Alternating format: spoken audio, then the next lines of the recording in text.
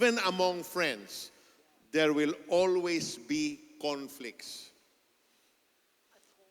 Especially at home, between husband and wife, mother and father. And this, you need to remember, when there is a conflict, hindi yung if there occurs a conflict, when there is a conflict, most of the time, the one who has the front seat are our children. Yep, the front row. They see the conflict, they hear the conflict, and they are attentive to what's going on. And this is the important thing that they need to understand. Will they see love? Will they see a sincere heart that wants to resolve the conflict? Will they see forgiveness? Because if they don't see it in the home, how can they apply it outside? So, Harold Sela said this. Ang sabi ni Harold Sela, conflicts never destroys a marriage. We can even expand that. Conflict never destroys a marriage, a home, a family, even friendship. It is our refusal to solve the conflict. If we think, time will heal. No, time will not heal. Magsa-surface ulit yan. The conflict needs to be resolved. It needs to be fixed. Now, every time you have a conflict, even among friends, say husband and wife, mother and father, it's always a choice of two things.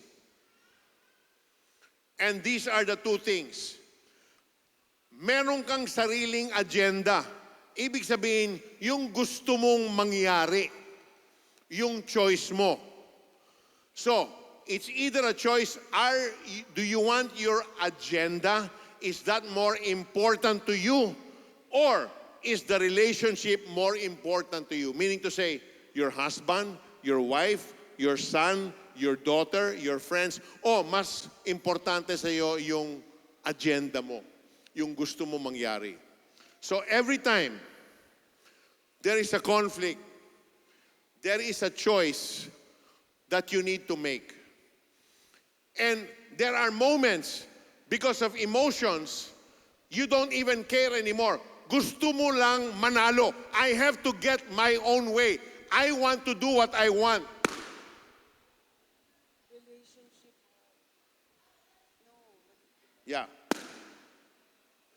You put off the relationship. You put off the relationship because you prioritize your agenda over the relationship.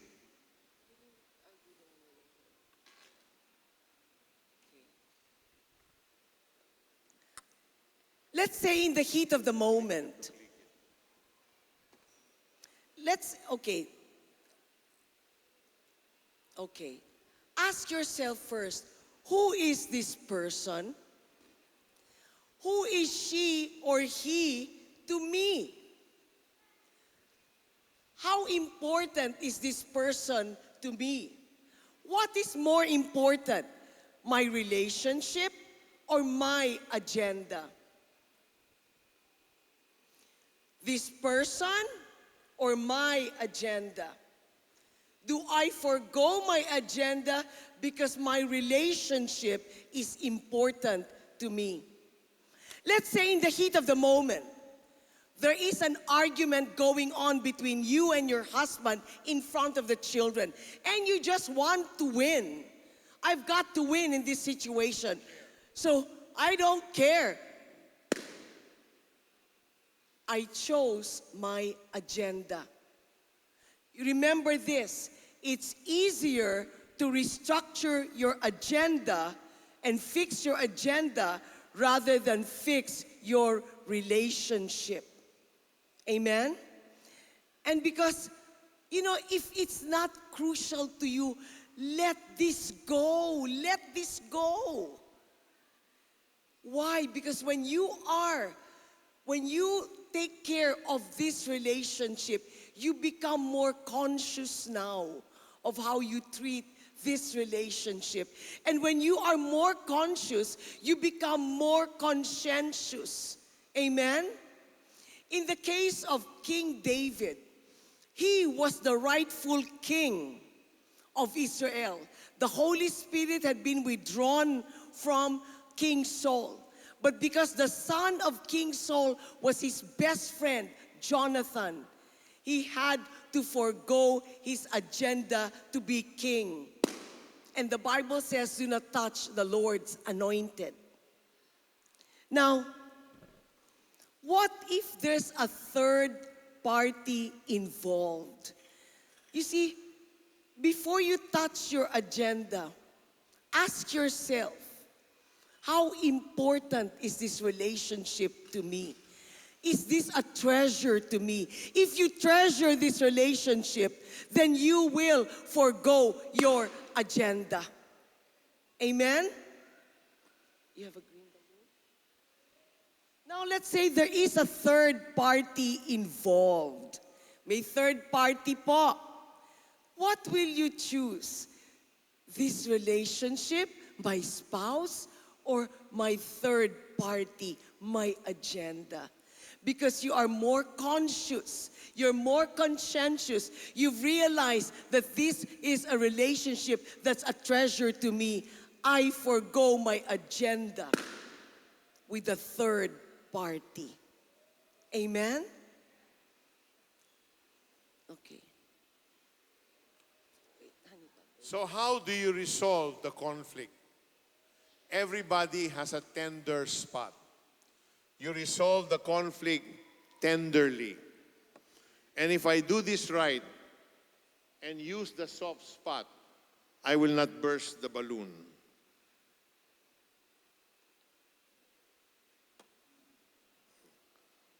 You deal with each other tenderly in the soft spot. Why? Because you care for that relationship. You treasure that relationship. You fix the conflict tenderly and lovingly where there is understanding, love, and forgiveness. You see, in the home, totoo po tayo. Our guards are down. We can love immensely at home, but we can also hate extremely. Kasi sa tahanan po, doon tayo totoo. But it should not be that way. What we are at home is what we are, who we are outside our home. Wala pong doble cara. Amen? Totoo po tayo. That's why integrity means whole. Iisa ka at home and outside the home. All right, this is the last point, point number 4. Model Christ-likeness. So, we're doing all the right things at home. We're talking about God's Word. Our kids hear us, teach the Word. We talk about it. We talk about insight. We encourage them to memorize the Word. But what's more important is, do we model Christ-likeness? Are we modeling the words that we are learning that describes the character and nature of God? Because we need to walk our talk. What they see us do is more powerful than what they hear us say. Yeah. I remember my father, when I was a teenager, holding his cigarette, taking a puff, and then saying to me, "Hijo, you should never smoke." So his words and his actions did not match. What did I do? I became a heavy smoker. Because actions speak louder than words. So, look at that. Modeling is mentoring because our lives teach long before our words do. So the question is our modeling making sure that you are passing on to the next generation the legacy, that godly character that you want to imprint in each and every one of your children? Okay? That pattern, that godly pattern that you want them to conform to. Do they see you living out their lives? Do they see you following what you say, what you teach? Kasi kung hindi po, magkakaroon ng confusion. Walang congruence. Ha? Walang integridad, hindi ka whole. Ha? Like integer. So, look at this. Mentoring is more than just transferring information. It is demonstrating transformation. I lived a very colorful life. I was a big-time sinner. Now I'm just a small-time sinner. If I profess that I love Christ, that I'm a Christian, but people don't see the transformation on the outside, what good is it? What good are my words? So, if there is transformation on the inside, people will see the fruits of your life on the outside. Yun po ang pinaka-importante. What fruit are you displaying every time you come in contact with people? What fruit are we displaying every time our children observe us? Kasi kung hindi po, makukonfuse sila. Alright. Very important, Psalm 145 verse 4, one generation commends your works to another, they tell of your mighty acts. It is our obligation. The Lord commands us to pass on the godly legacy to our children, to the next generation, so that they in turn can pass this on to the next generation. The Gen Z, we talk a lot about Gen Z. Gen Z is about almost 1.6 billion people in the world. They occupy close to 20% of the world's population. The Gen Z do not know a world that is not digital. They are digital natives. They were born into an era where there are smartphones. Everything, all the information is available in their fingertips in a click. But they are longing, that they are desiring for authenticity. Totoo ka ba? Yung sinasabi mo, are you for real? Can I see you model what you say? They are hungry for that. I heard a pastor once say, you will be filled to the extent of your hunger. Because he said, I can prepare for you a 10 or 20 meter buffet table. But if you're not hungry, no matter what good food is laid before you, you'll just eat a little bit. But if you're so hungry, you will eat from every dish and fill yourself to the full. So, it's very important what our Gen Z children see in us. And even the generation after Gen Z, yung Alpha. Very important po. May the Lord empower and anoint you to model Christ's likeness always. That we may live a godly legacy.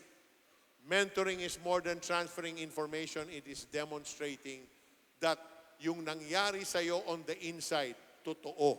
Kasi nagmamanifest on the outside. So again, here are the 4 points. Be intentional. Keep Christ at the center of every decision.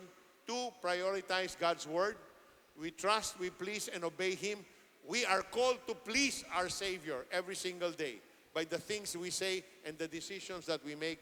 Your home is a safe place. Make your home a haven where Jesus dwells. First, Jesus should dwell in our own individual hearts.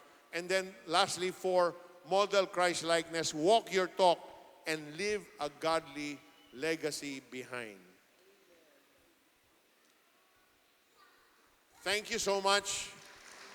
To God alone be all the glory, honor, and praise.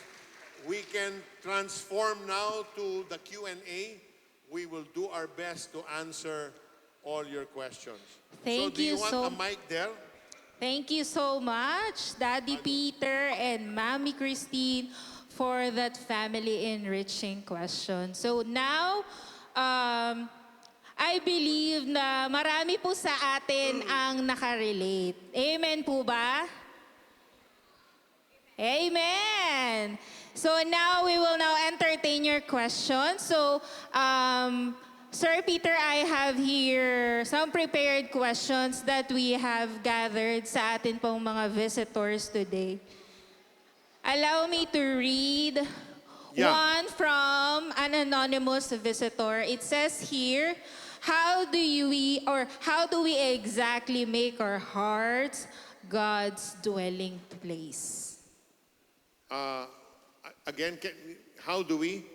Make our hearts God's dwelling place. Oh, okay. How do we make our hearts God's dwelling place? Remember, the Word of God says, above all else, guard your heart. Why do we need to guard our hearts? Because out of our hearts flows the issues of life. Remember, what you say, what you do, just exposes what's in your heart. That's why we need to guard it. So how do we make our heart aligned with Jesus? By filling it and filling it with the Word of God. When our hearts are full of God's Word, it becomes your garrison. It becomes your security. It becomes the wall that secures it. Why? Because Jesus now is enthroned in your heart. Remember, Jesus is the living Word. He now sits at the throne of your heart. So, if you don't spend time, like I said, who is number one? Is it you? If you, then your heart will be full of you. But if God is number one, that's why we're going to ask that question all throughout the morning. If God is number one, then you will fill your heart with His Word. But it's not just filling your heart with the Word. It is also speaking the Word.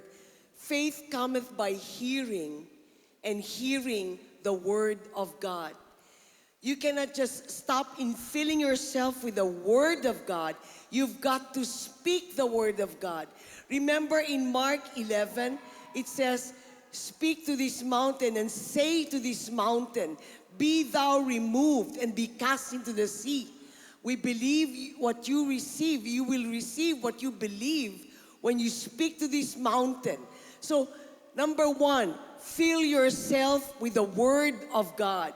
Number two, speak the Word, because faith cometh by hearing, and hearing the Word of God. Faith is established when you hear yourself say the Word of God. Remember in Luke 4, when Jesus was tempted in the wilderness, He parried the temptation with the spoken word. And your mouth becomes a sword when you speak the Word of God. The Word of God will never become a sword unless you speak the Word first. It's very crucial. You don't just meditate.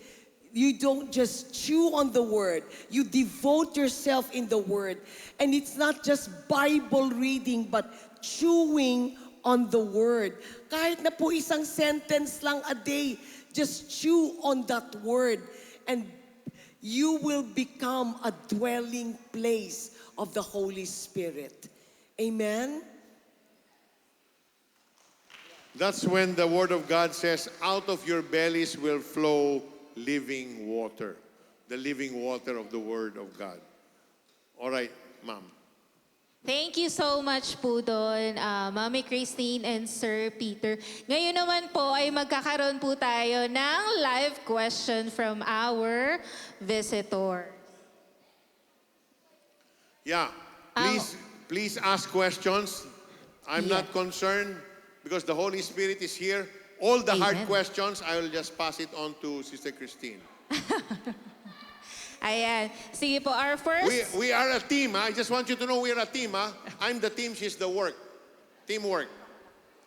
Our first live question po is from Fiel from Bulacan. Okay. My question po is, how do you become consistent on doing devotion and meditating on the Word of God daily? Yun po. Yeah. Practice takes discipline. You have to, before it becomes a habit, you need to start it. That's why it's important you choose, because for some people, they love to do it at night. But a lot of people do it early in the morning before they start the day. Personal devotion is important. And to add to that, you need to have in the home a time where it's not just personal devotion, a time where kids interact with their parents about the Word of God. You need to have a Bible study moment. It does not have to be long and complicated. But that sharing is very powerful, because the way a 10-year-old will relate to what is being discussed is different from a teenager. And the 10-year-old hears what his brother or sister is saying. Hears. I think what she's asking is, how will she start her time of devotion? Yeah. You were You need to saying choose. it takes discipline. You have to physically pick yourself up if you must and confine yourself to the time with God. And like what Peter said, how hungry are you for God? It's the hunger for the presence of God that will cause you to spend time with Him. That's what you want, diba? That's So how you need do to I pick a shape. time. Yeah. You need to choose a time, what's best for your schedule, and then stick to it. It's like exercising. It's hard to exercise. It's hard to jog. But you need to choose what's the best time para magkaroon ka ng exercise. Exactly Yeah. with your own quiet time or your own devotion. The Bible says in Psalm, I will declare your love in the morning and your faithfulness at night. So morning or evening, whichever way works well for you. Thank you po. Thank you. Thank you for that question. That's a very relevant question for a very young person. Importante po yan. Okay, dito naman Sir and Ma'am Christine, may tanong po dito from Anonymous. Okay, sender natin. How can parents enforce discipline without making children feel unloved or overly controlled? How can parents enforce discipline on their children without making them feel unloved And control. and controlled? Without making children feel unloved or overly controlled. And then, second question, sir, may ano pa siya question? Can you share examples of how positive reinforcement can be more effective course. than punishment? Okay. I will let Christine answer that, but let me just start by saying, I live in a generation which hindi mo na pwede i-apply ngayon sa Gen Z or sa Alpha. I lived in a generation where when my father says white, white yan. Huwag mo na siya tanungin, why white? We just follow. So, when our kids were growing up and we dealt with millennials, Brian is the tail end of millennial, and the younger generation, which is, they already have a mind of their own. They already knew my character. When I say this, that's it. They can only appeal. They will ask their mother's help to appeal. Now, between the two of us, even if I'm the enforcer, Christine is the most, if I can use the word, derecho. She doesn't mince her words. For example, when our kids, for example lang ito, totoo ito ha, when our kids were teenagers, 16, 17, 18 years old, they're about to leave for a date. Meron silang date. Hindi sila makakaalis sa bahay unless Christine lays hands on them. At hindi lang yung laying hands dito, hindi po. From head to foot. Lahat ng parte ng katawan. Lord, Oh, ganito, si Christine hindi nahihiya. ganito, Lord, keep his eyes holy. I have a mic. Keep his eyes holy, Lord. Keep his ears holy. Keep his mouth holy. And Lord, keep his holy hands to himself. And let his feet bring him to holy places. In Jesus' name. Sasagot sila, Amen. Early on, Okay. she did not know yet, I don't think she realized the power of declaration. Kung everything you are declaring the holiness of God, wala nang chance yung demonyo. Kasi maaalala nila yan, my mouth, I have to keep it holy. My hands, I have to keep it holy. And unto myself, it will not wander. But Han, Totoo po yan. okay. So, as little children, iba po ang training.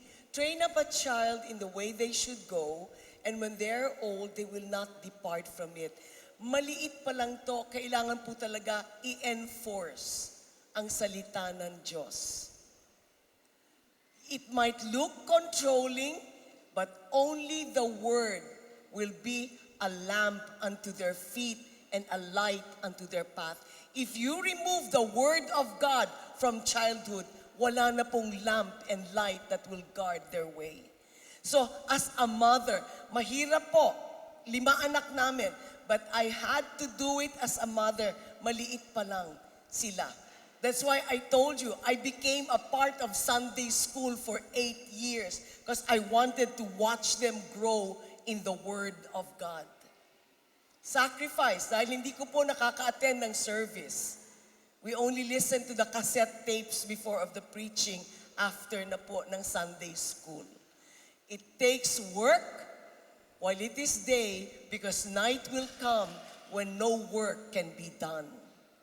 As a mother, kailangan po tayo. Amen. So don't worry about being controlling because your kids will notice the difference. How is the environment and atmosphere in your home, which is spiritual, and when they are in the homes of their friends, they will be able to see the difference and make a decision. I prefer the atmosphere in our home. Yeah, but Honey Bun, they're talking about the upbringing, the Yeah, discipline. kaya nga. Pag teenage years na po, magkakaiba po. So when they are teenagers, you allow them to individuate. To individuate and to individualize. Na-training na po sila from ages 0 to 11 or 12. Na-training nyo po sa salita ng Diyos. Pagdating po ng 13, trust that what you imparted to your children from ages 0 to 12, that it will work.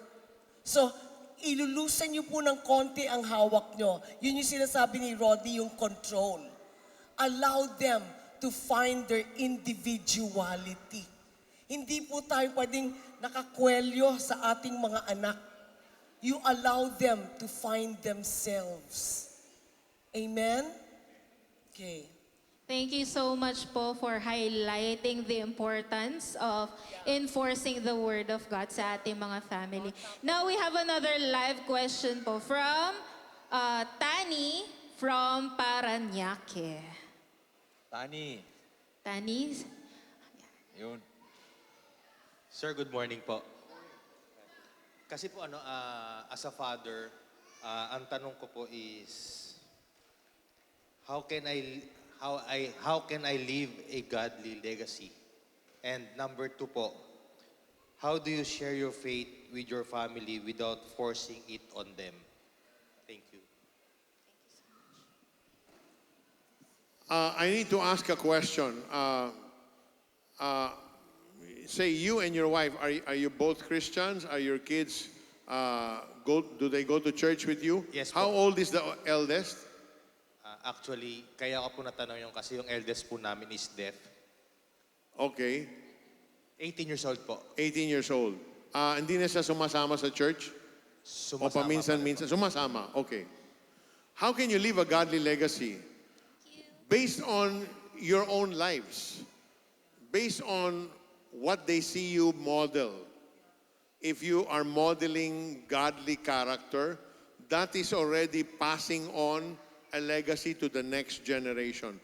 Based on what you consider important in your home will also become important in their home one day. That is passing on the torch of God's word. If you prioritize God in your home, then for sure, when they have their own homes, they too will prioritize God. Kasi nakita nila, oh, my father and mother did this. They prioritized God and it worked. Because it worked, yung formula, i-adapt nila yung formula. At pagagalingin pa nila kung pwede. I-improve pa nila. As teenagers po, I was saying from 0 to 12, you can enforce as mom and dad. Hindi po ayaw kong gamitin ng enforce, but discipline. The discipline of the word. Importante po talaga yan eh. Ang word po, ang magsa-search sa puso, sa heart ng isang tao. So maliit pa lang po, kailangan po nasa salita na ng Diyos. You're laying the foundation for their life. But sa teenage years, trust that what you had planted and sown in the lives of your little children will now be brought to fruition. Ito po, number 1, kung may teenage son or daughter kayo, wag po kayong magse-sermonize. The minute you turn every word to a sermon, they will shut down. They will shut down. And they will never seek your counsel. Be an open ear. Be an open heart. Be a trusted mom or dad or a friend to your teenagers. Because if they see that they cannot trust you during their teenage years, they will never run to you when they have problems. Kaibiganin nyo ang teenagers nyo. Yan po ang secret dyan eh. Like Peter is saying, I'll be up front.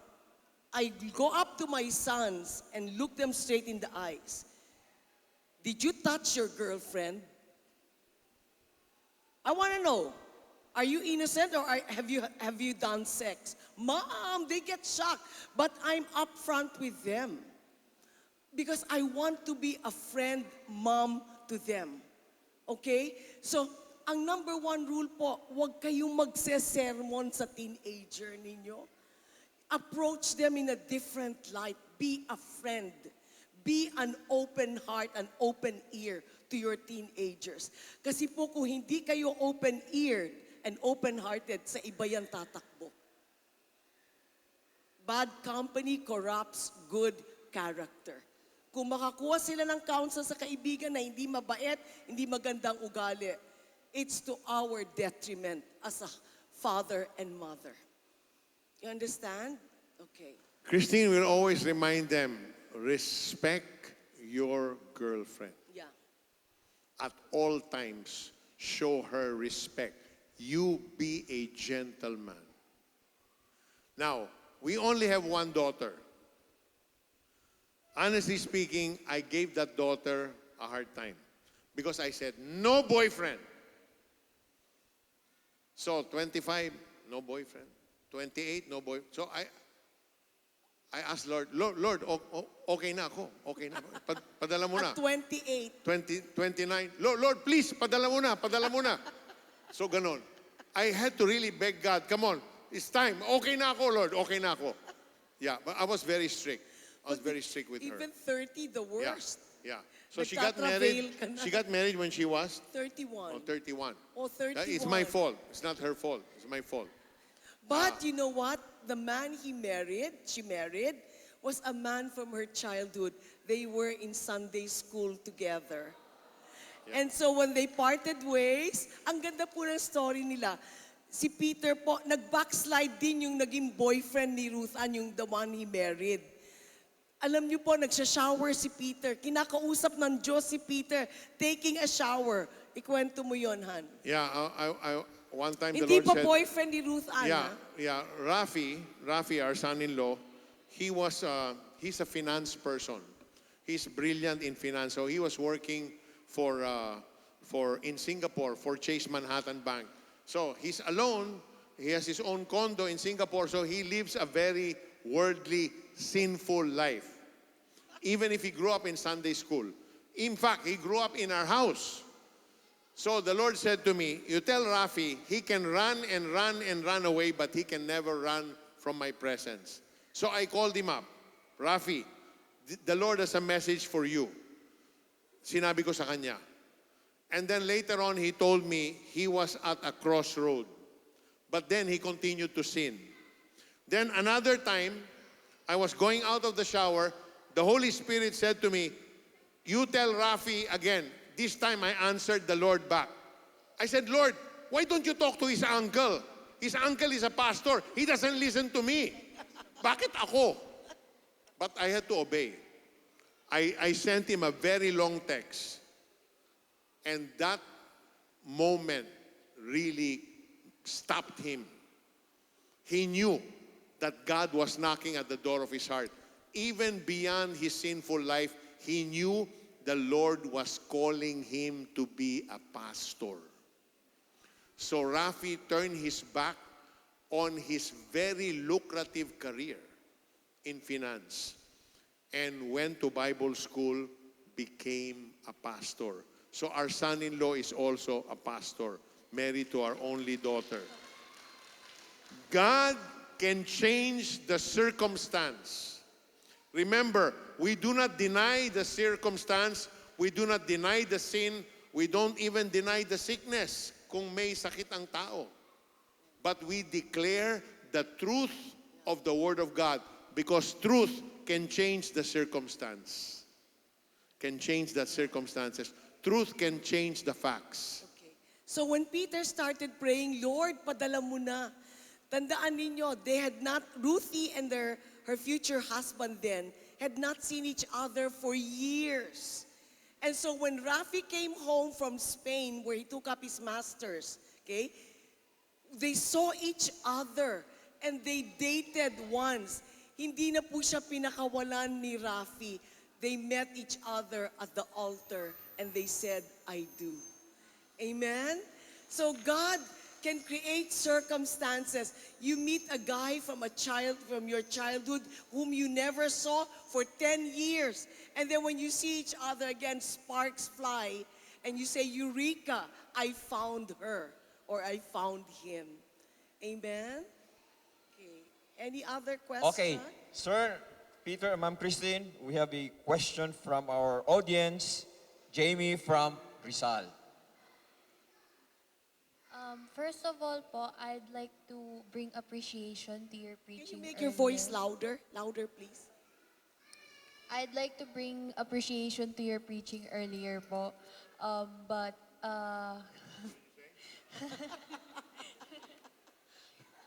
really appreciate the preaching po. Yung especially the four points po. But I would like to ask how I would be able to apply this to me and my sister because we have a 7-year age gap. So when she was still a kid running around tailing me, I was a moody teenager, hormones everywhere, and I was kind of a little sassy towards her. And now the table has flipped.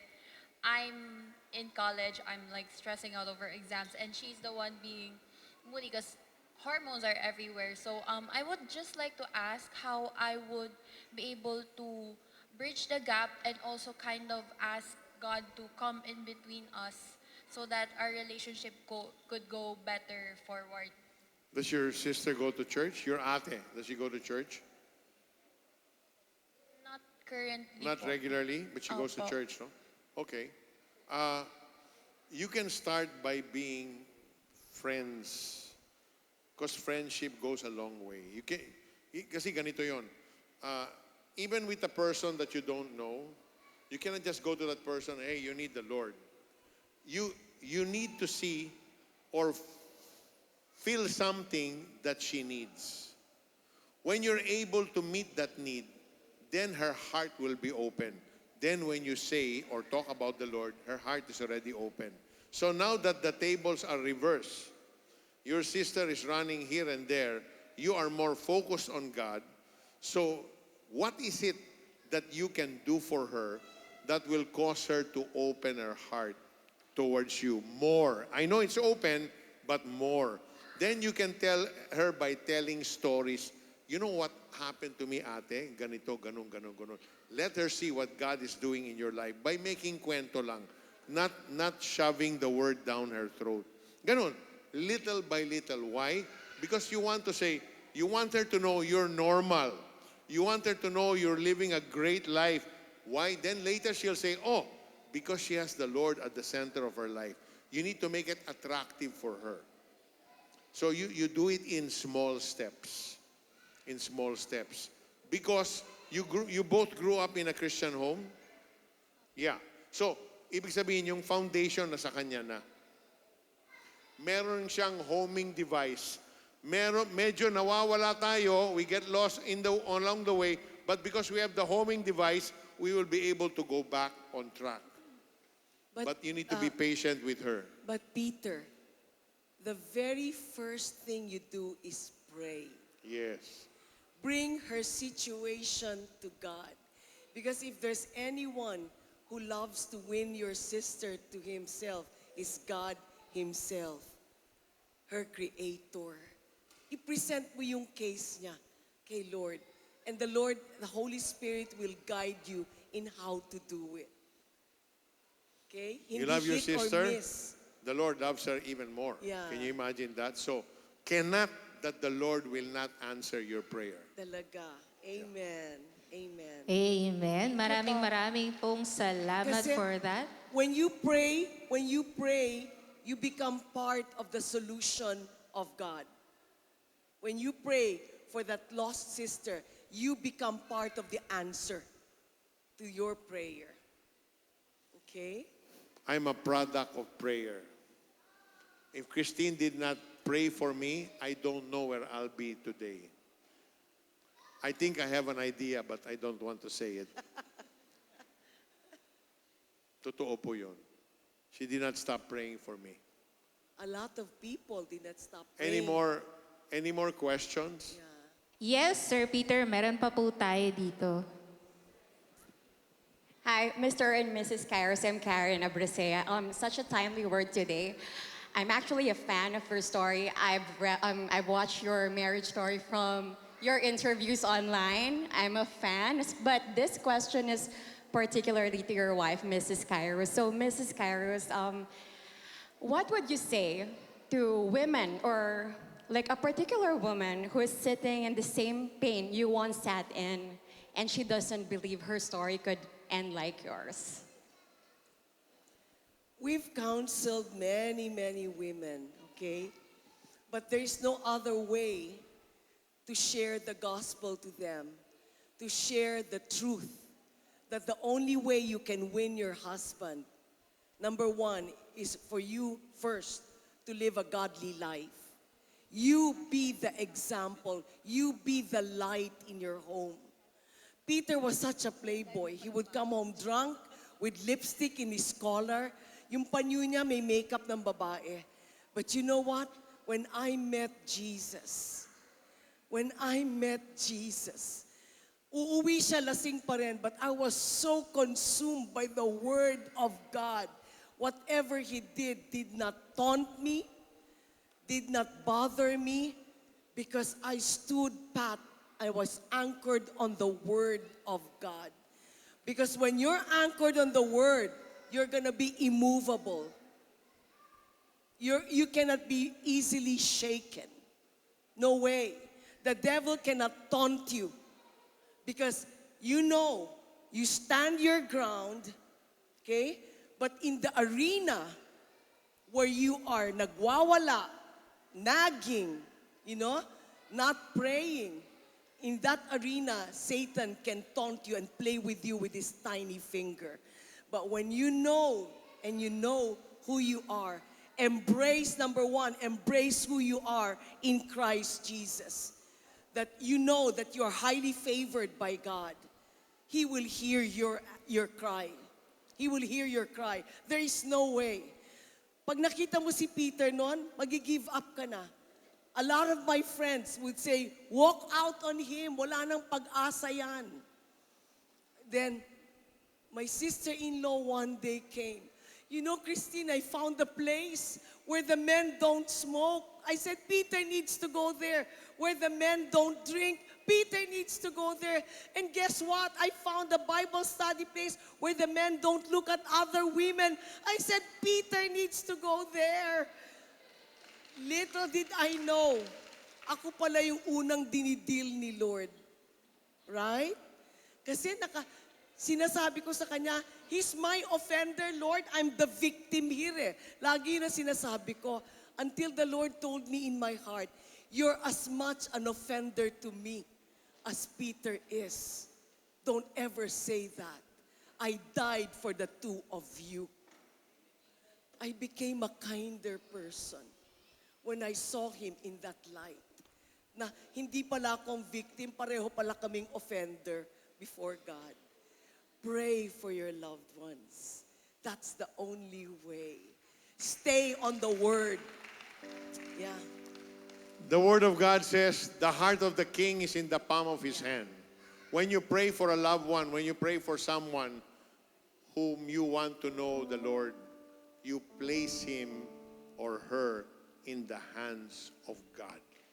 And once he or she is in the hands of God, for sure, God will turn that heart towards him. Because that is his will, that everyone come to know him and that none should perish. Praise God. Hallelujah. Palakpakan po natin ang Panginoon sa buhay po